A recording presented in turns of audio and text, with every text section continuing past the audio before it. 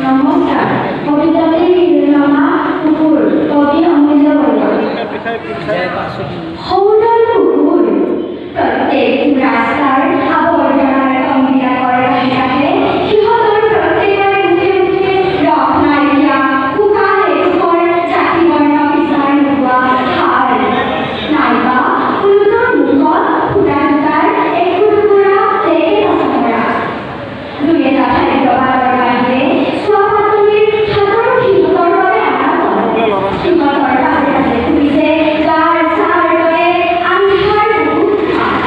কোঠাৰ কাৰণত সিহঁতে পাহৰি যায় অহিংসা পৰম ধৰম সিহঁতৰ অশ্লীল কোলাহল পূৰ্ণ হিংসাবদ্ধ সমাজত কোঠা নিবাৰণৰ কেৱল কঠোৰ সংগ্ৰাম চৰকাৰৰ মনৰ আশা ধৰ্মযাত্ৰা কৰিবৰ মৰ্যাদা আৰু সিহঁতৰ নাই কোঠাৰ কাৰণত দুখৰ ৰেলাৱতী আৰু দোকানাতৰ ফুটনি ডেকেটা চমৰাও হয় সিহঁতৰ বাবে গৰম আৰু প্ৰতিনৰ বাবে কোমল ইমান সিহঁতৰ দাঁততে পেলাই শুকুৱাৰ নানাকৌৰী ভংগীমাৰে সিহঁতে যেন আৰু জটিল কৰি দিয়ে সৃষ্টিৰ এটা পুৰণি জটিল প্ৰশ্ন আমি কেৱল খাবৰ বাবে দিছোঁ নে আমি জীৱৰ বাবে খাইছোঁ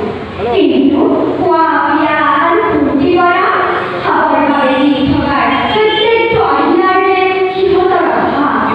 জীৱৰ বাবে খাবলৈ খাদ্যৰ নামটো সিহঁতে পায় মহামাৰীৰ বীজ এনেকৈ সিহঁতে